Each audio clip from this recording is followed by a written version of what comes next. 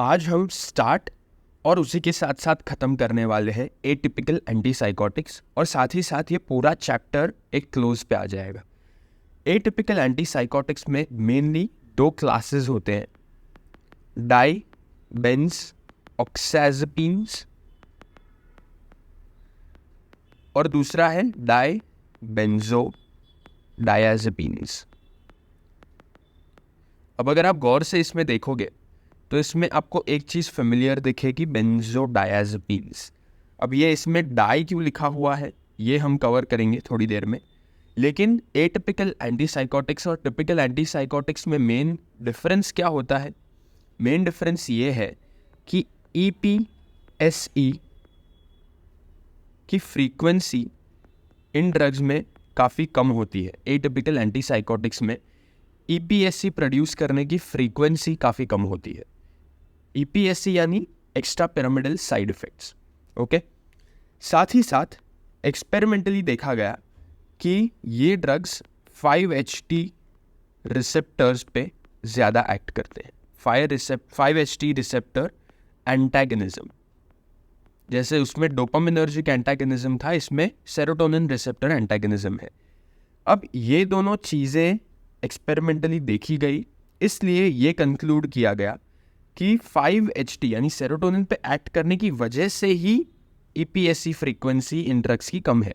Okay, और साथ ही साथ ये ड्रग्स डोपामिनर्जिक और सेरोटोनर्जिक रिसेप्टर्स पे काम तो करते ही है, साथ ही साथ एड्रेनर्जिक, हिस्टामिन और मस्कैरेनिक रिसेप्टर्स पे भी ये काम करते हैं। मस्कैरेनिक यानी कोलिनर्जिक का एक टाइप है। ओके, सो ये तो हुए थोड़े बेसिक्स। अब आता है इनका जनरल स्ट्रक्चर। इनका जनरल स्ट्रक्चर इनके नाम से आपको पता चल जाएगा। इनमें है डाईबेंजोक्साज़ेपिन्स और डाईबेंजोडायज़ेपिन्स। इसका मतलब क्या हुआ? अगर ऑक्साज़ेपिन रिंग आपको बनानी है तो वो होगी एक 7 मेंबर्ड रिंग। ये 6 मेंबर्ड हो गया, नेवर माइंड, एक सेकेंड। ये होगी एक 7 मेंबर्ड रिंग कुछ इस तरह से। ओके, 1 2 3 4 5 6 7। ओके, ये हुआ azepine ring with nitrogen, of course azepine ring हुआ। और यहाँ पर आएगा एक अननोन सब्स्टिट्यूएंट जिसे हम कहेंगे X। साथ ही साथ नाम में है डाईबेंजो, दोनों में डाईबेंजो लिखा हुआ है नाम में। इसका मतलब कि एक साइड पे एक बेंजीन रिंग, ओके, और दूसरी साइड पे दूसरी बेंजीन रिंग। तो ये तो हुआ इनका जनरल स्ट्रक्चर। साथ ही साथ इसमें इस पोजीशन पे हमारे पास एक पिपराजीन रिंग भी प्रेजेंट होता है। Piperazine ring we have already discussed, nitrogen containing, 2 nitrogen containing 6 membered completely saturated ring होती है पिपराजीन रिंग, और उसी के साथ साथ एक मिथाइल ग्रुप है। ओके, तो इसके स्ट्रक्चरल फीचर्स क्या हुए? एक तो ये हुआ डाईबेंजो फ्यूज्ड हेट्रोसाइकिल। सेकेंड हुआ ये जो है aromatic imine, right, nitrogen with double bond, C double bond N, imine. और ये है पिपराजीन पार्ट। ओके, तो ये हुए इसके स्ट्रक्चरल फीचर्स। अब ये X जो है वो अगर हम वेरी करेंगे तो हमें ये दो हमारे क्लासेस मिल जाएंगे। ओके, डाईबेंजोक्साज़ेपिन्स में X क्या होगा? डाईबेंजोक्साज़ेपिन, इसमें X is equal to O होगा। O यानी ऑक्सीजन, क्योंकि इसमें ऑक्साज़ेपिन दिख रहा है तो इसमें एक ऑक्सीजन एक नाइट्रोजन, इसलिए ऑक्साज़ेपिन 7 मेंबर्ड रिंग। और अगर हम देखें डाईबेंजो डायज़ेपिन, उसमें X होगा नाइट्रोजन। ओके, तो इसका नाम डाईबेंजो डायज़ेपिन क्यों पड़ा? क्योंकि हमने देखा था कि बेंजोडायज़ेपिन्स में ऐसा ही कुछ स्ट्रक्चर था, राइट, लेकिन इसमें सिर्फ एक बेंजीन रिंग एक्स्ट्रा ऐड हो गई है। ओके, सो इसमें आ जाएगा X is equal to NH। Okay, so ये तो हुए दो क्लासेस। अब इन दो क्लासेस में बेंजोक्साज़ेपिन जो है, इसमें हमारा एग्जाम्पल आता है लॉक्सापिन। इसमें भी आपको ऑक्सा दिख ही रहा है, इसलिए इजी है नाम याद रखने के लिए। और नेक्स्ट है डाइबेंजो डायाजेपिन, जिसमें एग्जाम्पल है क्लोज़ेपिन। ओके, तो इन दोनों के स्ट्रक्चर्स हम एक एक करके देखेंगे। सबसे पहले आता है लॉक्सापिन। लॉक्सापिन में ऑफ कोर्स ऑक्सीजन आएगा ये पोजीशन पर, साथ ही साथ एक 7 मेंबर्ड रिंग आएगी विथ नाइट्रोजन। यहाँ पर आएगा एक डबल बॉन्ड, यहाँ पर 2 बेंजीन रिंग्स, यहाँ पर नाइट्रोजन, पिपराजीन और एक मिथाइल। ओके, सो ये हुआ पूरा स्ट्रक्चर। ये ऑफ कोर्स बेंजीन रिंग्स है। अब इसमें एक नोटेबल चीज जो है दोनों स्ट्रक्चर्स में is the chloro group. Okay, इसमें आपको नाम में दिख रहा है कि क्लोरो ग्रुप आएगा, लेकिन इसमें आपको नाम में इवन तो नहीं दिख रहा, लॉक्सापिन में भी एक क्लोरो ग्रुप होता है। लॉक्सापिन का क्लोरो ग्रुप यहाँ पर प्रेजेंट होगा। ओके, अब हम देखेंगे, ये हुआ लॉक्सापिन, लेबल कर देते हैं। नेक्स्ट है क्लोज़ेपिन। अब क्लोज़ेपिन का भी सेम ही हाल है, सिर्फ इसमें यहाँ पर NH आ जाएगा, बाकी तो इसका भी स्ट्रक्चर बहुत ही सिमिलर होगा। यहाँ पर नाइट्रोजन, यहाँ पर आएगा पिपराजीन और मिथाइल। ओके, ये तो हुआ मेन डिफरेंस जो हमने देखा था दोनों क्लासेस में, राइट। यहाँ पर NH आ गया O की जगह, ये तो आपको पता ही था। एक जो मेन डिफरेंस इसमें आता है is that the chloro group is placed here. Okay, अब आप पूछोगे कि इन दोनों में डिफरेंस क्या हुआ, क्योंकि वैसे तो सिमेट्रिकल दिखता है स्ट्रक्चर, लेकिन सिमेट्रिकल कंप्लीटली नहीं है। यहाँ से अगर आप देखोगे तो आपको सिमेट्री नहीं दिखेगी। ओके, तो इसमें आपको याद कैसे रखना है कि क्लोरो ग्रुप कहाँ पे प्रेजेंट है। क्लोज़ेपिन, इसमें आपको नाम में दिख रहा है क्लोज, राइट, CLOSE, क्लोज यानी करीब। ओके, इससे आप क्या याद रख सकते हो कि ये जो क्लोरो ग्रुप है ये रिंग वाले इमीन नाइट्रोजन से क्लोज है, इससे क्लोज है यानी करीब है। ओके, और क्लोक्सापिन जो है इसमें नाइट्रोजन से ये थोड़ा सा फार है यानी नॉट क्लोज। ओके, सो इस तरह से आप याद रख सकते हो कि क्लोरो का पोजीशन क्या आता है। ओके, अब हम देखेंगे थोड़ा सा जनरल चीज़ें जो आती है इसमें, जैसे कि ये लॉक्सापिन जो है इसका मेटाबॉलिज्म कैसे होता है। इसका मेटाबॉलिज्म होता है मेनली एन डीमिथाइलेशन से और हाइड्रोक्सिलेशन से। तो हम पहले एन डीमिथाइलेशन देखेंगे, उसमें आपका स्ट्रक्चर बनकर आएगा ये पूरा सेम, क्योंकि यहाँ पर डीमिथाइलेशन कुछ भी नहीं हो रहा। यहाँ पर जो मेन चीज़ है वो होनी है, वो है यहाँ पर NH हो जाएगा instead of NCH3। Okay, so ये हो गया एन डीमिथाइलेशन। साथ ही साथ इसका हो सकता है हाइड्रोक्सिलेशन। हाइड्रोक्सिलेशन कहाँ पर हो सकता है, बहुत सारी जगहों पर। यहाँ पर OH आ सकता है, यहाँ पर OH आ सकता है, यहाँ पर OH आ सकता है, बहुत सारी जगहों पर OH आ सकता है, यानी कि हाइड्रोक्सिलेशन इसका फ्लेक्सिबल है। ओके, तो सेकेंड चीज़ जो याद रखनी है आपको इसमें इज़ दैट हाइड्रोक्सिलेटेड कंपाउंड जो है, लेट्स से यहाँ पर OH बनाया हमने, ये जो OH कंपाउंड्स है, hydroxylated compounds, hydroxylated compounds have higher AP यानी anti psychotic activity.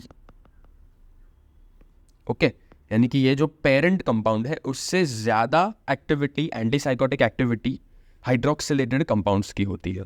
Okay, next चीज़ आती है क्लोज़ेपिन। क्लोज़ेपिन के बारे में आपको क्या याद रखना है, आपको याद रखना है कि ये एक्ट करता है 5HT1A, 5HT2A, 5HT2C, ये सब सेरोटोनर्जिक रिसेप्टर के सब टाइप्स है। मस्कैरिनिक, हिस्टामिनिक, ये सभी रिसेप्टर्स पर ये एक्ट करता है, जो इसको बहुत बहुत कम EPSC देता है। ओके, लेकिन एक चीज़ जो आपको याद रखनी है, इस पे लीगल रेस्ट्रिक्शंस लगाए गए हैं। क्यों? इवन दो इसके साइड इफ़ेक्ट्स टेक्निकली कम है, EPSC जो हमने देखा वो कम है, लेकिन यहाँ पर देखने मिलता है बहुत हद तक एक ग्रैन्युलोसाइटोसिस, यानी कि जो ब्लड में ग्रैन्युलोसाइट्स होते हैं, granulocytes deficiency in blood. Granulocytes एक प्रकार के WBC होते हैं, जिसकी वजह से अगर ये ग्रैन्युलोसाइटोसिस हद से ज़्यादा हो जाता है तो आपको देखने मिलता है increased vulnerability to infection patient में। ओके, और इसके भी जो मेटाबोलाइट्स हैं वो एन-डिमिथाइलेटेड है और हाइड्रोक्सिलेटेड है। ओके, हाइड्रोक्सिलेटेड कंपाउंड्स एंड एन-डिमिथाइलेटेड कंपाउंड्स इसके मेटाबोलाइट्स हैं। ओके, नेक्स्ट आता है बेंज आइसोक्साजोल कंपाउंड्स, जिसमें एग्जाम्पल है आपके पास रिस्पेरिडोन। रिस्पेरिडोन एक बहुत ही इंपॉर्टेंट ड्रग है, लेकिन आपको इसका स्ट्रक्चर नेसेसरीली याद रखने की ज़रूरत नहीं है, क्योंकि इसका स्ट्रक्चर बहुत ही ज़्यादा कॉम्प्लिकेटेड है। आप इसमें देख सकते हो कि कुछ आपको नॉन कंपोनेंट्स दिखेंगे, जैसे कि ये आपके नाम में ही है बेंजाइसोक्साजोल, यानी यही कंपाउंड हो गया, यही कंपोनेंट हो गया। साथ ही साथ आपको ये भी दिख रहा है, राइट। आपने ये कहाँ देखा था? फ्लोरोब्यूट्रोफिनोन्स में देखा था, जहाँ पर आपके पास एक कीटोन था, साथ ही साथ 3 कार्बन लिंकर था नाइट्रोजन के साथ, और एक टर्शियरी नाइट्रोजन था जो साइक्लाइज्ड फॉर्म में प्रेजेंट था। तो ये बहुत ही सिमिलर है। तो अगर आपको ये स्ट्रक्चर याद रखना है तो आप रख सकते हो, आपको पहचानने के लिए ये ज़रूर आ सकता है।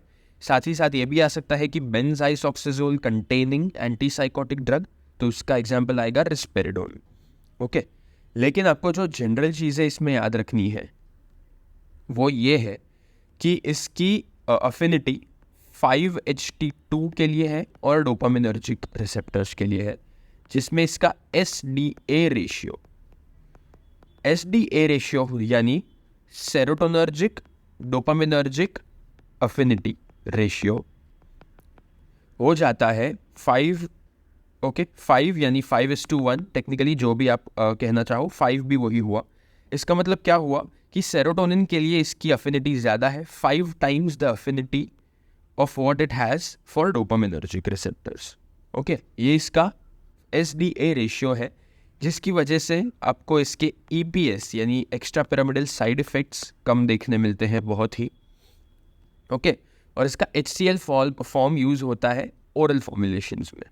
ओके, ये तो हुई एक बात। सेकंड पॉइंट इसका जो आता है वो है मेटाबॉलिज्म। अब मेटाबॉलिज्म इसका भी काफ़ी इजी है, लेकिन ये यूजुअली आता नहीं है, क्योंकि आपको स्ट्रक्चर यूजुअली याद रखने के लिए एक्सपेक्ट नहीं किया जाता कि आप स्ट्रक्चर याद रखोगे। लेकिन स्टिल हम एक बार मेटाबॉलिज्म देख लेंगे। इसमें मेटाबॉलिज्म में हो सकता है ये, सबसे पहला चीज़ तो हो सकता है ये कि ये जो बेंजाइसोक्साजोल में ऑक्सीजन और नाइट्रोजन का बॉन्ड है वो ब्रेक हो जाए। ये ब्रेक होने के बाद बनेगा क्या? आपके पास बनकर आएगा यहाँ पर ये हट जाएगा और ये हट जाएगा, तो हम ये पूरा हटा देंगे और आपके पास बनकर आएगा यहाँ पर, जहाँ पर ऑक्सीजन था यहाँ पर आपके पास OH आ जाएगा, और यहाँ पर जहाँ पर नाइट्रोजन था आपके पास, वहाँ पर डबल बॉन्ड तो सेम ही रहेगा, जैसे यहाँ पर डबल बॉन्ड नाइट्रोजन था, लेकिन डबल बॉन्ड O बन जाएगा। ओके, सो ये हुआ पहला पॉसिबिलिटी मेटाबॉलिज्म का, this one right here. Next possibility जो आती है वो है ऑक्सीडेटिव एंड डीएल्काइलेशन। ये आपने पहले भी कई बार देखा हुआ है। यहाँ से रिंग ब्रेक हो जाएगी, यहाँ पर COOH आ जाएगा, COOH, और यहाँ पर आ जाएगा NH। ओके, ये हुई और एक पॉसिबिलिटी।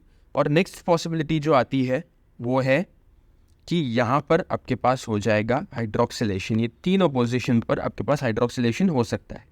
ओके, ये है 9th पोजीशन, ये है 8th पोजीशन, और ये है 7th position. Okay, 9th position पर जो है वहाँ पर अगर OH लग जाता है तो ये 9OH एक्टिव मेटाबोलाइट है इस ड्रग का। ओके, तो ये चीज़ आपको याद रखने की ज़रूरत है कि ये 9OH एक्टिव मेटाबोलाइट है। ये पूरा कंपाउंड सिर्फ 2D6 से मेटाबोलाइज होता है। ये भी और एक इम्पॉर्टेंट पॉइंट है। ओके, ये हुआ मेटाबॉलिज्म। अब रिस्पेरिडोन इतना अच्छा ड्रग है क्यों? इसके दो रीजंस है। फर्स्ट है इसकी हाई एफिकेसी।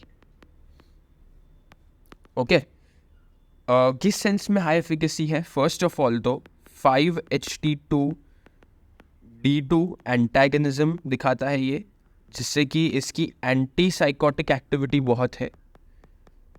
साथ ही साथ EPSC बहुत कम है, क्योंकि मेनली इसका सेरोटोनर्जिक यानी 5-HT2 एंटागनिज्म दिखता है।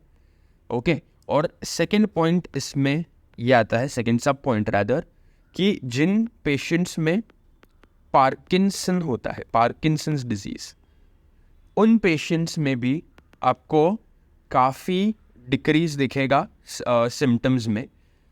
और ये जो डिक्रीज होता है सिम्टम्स में, सिम्टम्स डिक्रीज, ये ड्रग जब आप हैलोपेरिडोल के साथ यूज करोगे, हैलोपेरिडोल प्लस रिस्पेरिडोन, इसमें आपको देखने मिलता है 1/10 डोज रिडक्शन, यानी कि 1/10 डोज रादर। ओके, ये अगर इसका मतलब क्या हुआ कि अगर आप कोई normal anti parkinsonian drug use कर रहे हो, anti parkinsonian drug with haloperidol plus haloperidol, इसमें आपको लग जाएगा 10 times the dose.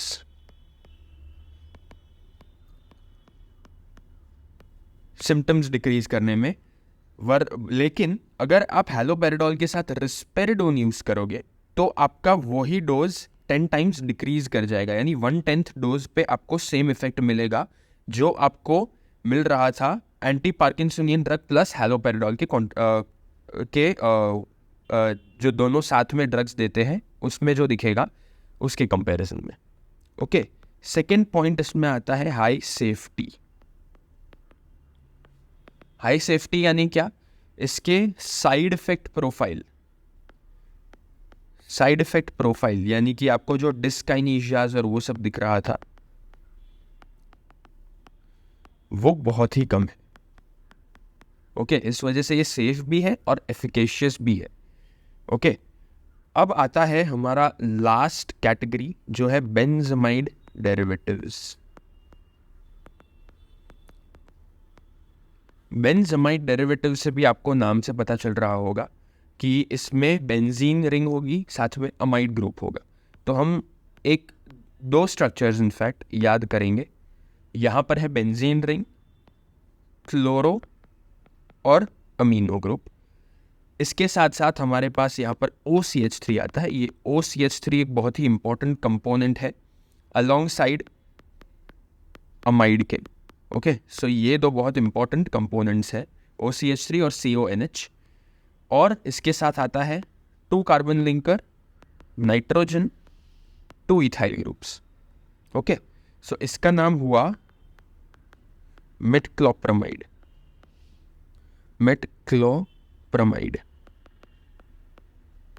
Okay, metoclopramide rather, not metoclopramide. ये हुआ एक बेंजामाइड डेरिवेटिव। अब इसमें क्या देखा गया? ये स्ट्रक्चरली तो बहुत अलग दिख रहा है आपको, राइट, बाकी के कंपाउंड से। इसमें ये एक इम्पॉर्टेंट बात क्या है कि ये जो NH है और ये OCH3 है, ये H और O जो है इसके बीच में हाइड्रोजन बॉन्ड टाइप का कुछ बनता है। ओके, ये सूडो रिंग बन जाती है इससे दिखती है आपको pseudo ring formation.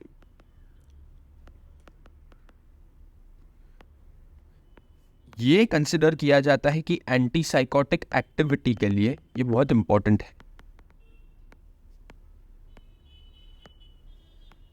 Okay, so ये सूडो रिंग फॉर्मेशन, इसकी जो एक्टिविटी मिलेगी ड्रग की, इसके लिए बहुत इंपॉर्टेंट है। इस वजह से आप देखोगे अगर तो और भी जो बेंजामाइड्स है, जैसे कि सल्पेराइड करके एक ड्रग होता है, इसमें ऑब्वियसली सल्फर होगा, इसमें भी आपको सेम स्ट्रक्चरल फीचर्स मिलेंगे apart from a few differences.